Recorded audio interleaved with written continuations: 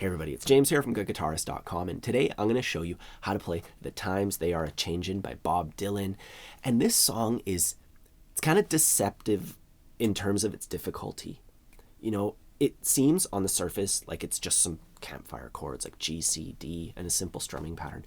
But there are a lot of little things that are often overlooked. So I really want to show you that today. You know, there's an extra measure of G here and there, or he does this thing with the D chord that, you know, when I looked up the tab for it online, I couldn't find any version that has what he's actually doing on the recording. So that's the kind of stuff I want to show you here today. You know, I'd say this is like more of a late beginner song because it does encapsulate quite a bit. Let's just take a look. Let's just play through a little bit of it. I'll show you what I'm going to teach you today. Come gather round, people, wherever you roam, and admit that the waters around you have grown, and accept it that soon you'll be drenched to the bone. If your time to you is worth saving, then you better start swimming or you'll sink like a stone, for the times they are a-changin'.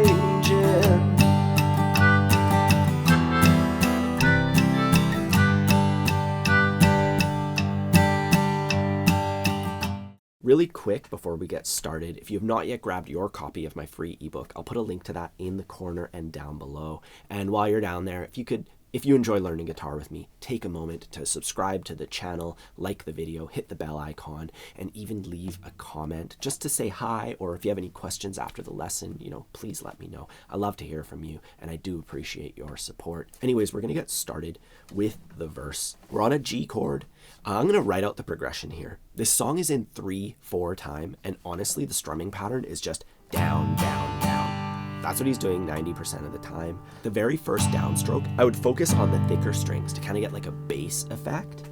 Down, and then 2 full downstrokes that get the treble. 1, 2, 3, 1, 2, 3, 1, 2, 3. And that's the general feeling of the song. You can fancy it up. You can put it down up. For the third beat, you could go down, down, down, 1, 2, 3, and you'll hear him kind of mix it up, you know, down, down, down, down, down, down, up. Sounds really nice. As usual, don't strum too hard, you know, be nice and gentle. And as far as the chords, if you're familiar with like that ultimate 4-chord combo, G, E minor, C, D, you know, you can play like a gajillion songs with it. I have a video where we do 30 songs using just those 4 chords. I'll put a link to that in the corner if you're interested in checking it out and, you know, maybe perfecting those shapes. On top of that, there's also going to be an A minor, and then we're going to do something really cool with the D chord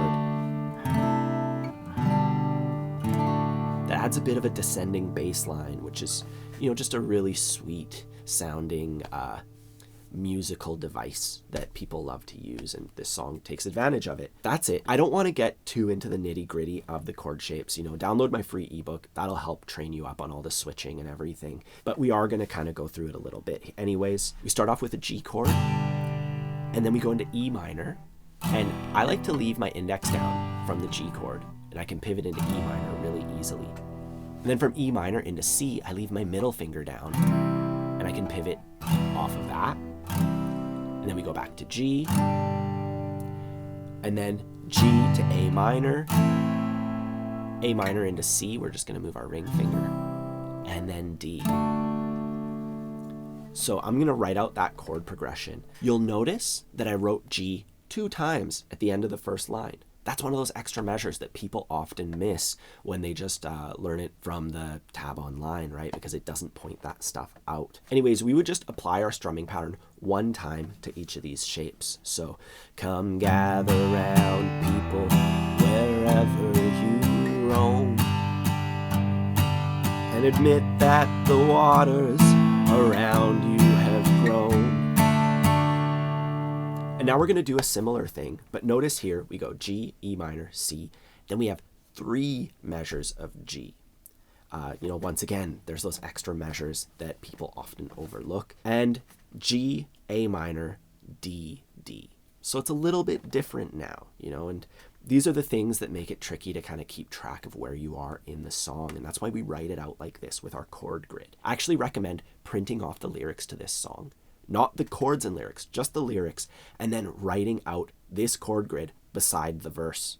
That way you can be sure of how long to play each chord for. And now after this part, we do this really cool thing with the D chord. We play our D chord once, and then I'm going to lift my middle finger and I'm going to put it to the 3rd fret of the A string, the root of the C chord. That's the note C. And I do my strumming pattern as usual.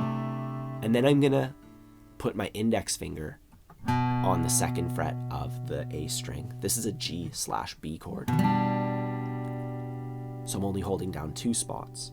And then I go back to D. So I want you to just strum each one once while you work on this. Just going D, and then you only move your middle finger. Then you lift your index and middle. Your index goes on the 2nd fret of A, and then back to D. And you do that again until you can do it pretty seamlessly.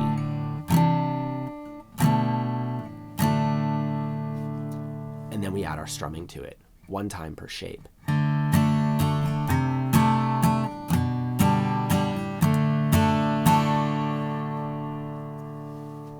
And he uses this little riff quite a few times throughout this tune, so it's definitely worth learning. If it's too much, you can just play a D chord for every one of those. You better be swimming or you'll sink like a stone. Sounds totally fine. You better be swimming or you'll sink like a stone. Definitely has a lot more in it, right? And then G, C, D, G, classic 1, 4, 5 to finish it off. And that is our verse. So before we move on any further, let's just practice that a little bit. The original tune's probably like 170 beats per minute or so. We're going to do this at like 124, quite a lot slower. 1, 2, 3, 1, 2. Come gather around, people, wherever you roam, and admit that the waters around you have grown, and accept that it's soon you'll be drenched to the bone. If your time to you is worth saving, then you better start swimming or you'll sink like a stone, for the times they are a-changin'. Now, once you can do that, you have like 99% of the song down. Every verse from here on out is identical except for one little piece. Here on the 3rd line at the end, we play the G chord 3 times with our strumming pattern. On subsequent verses, we only play the G chord 2 times with our strumming pattern. And that is it. Otherwise, every verse is identical to that. So, for instance, the 2nd verse, that line would be, and don't speak too soon, for the wheel's still in spin. We only do it 2 times at the end here. Otherwise, every verse is identical. And now the part that changes all the time, kind of annoyingly, when it comes to like remembering exactly how the song goes, is the interlude, the part between each verse where he plays harmonica. The first interlude, I'm just going to write it out here. We're just doing our strumming pattern with the chords, G, E minor, C, and then we do G 4 times. And this is where it'll be really helpful if you actually printed off the lyrics to the song and you just, between every verse, just write down these exact things, these chord symbols, just like I'm showing you. That's the first interlude. The second interlude, E minor, C, G a couple times. Then we do that cool D riff. D, D over C, G over B, and then 4 times on D. So you write that one down too. The 3rd one, G, D, C, D, G, G. That one's a pretty simple one. The 4th one's massively long. Then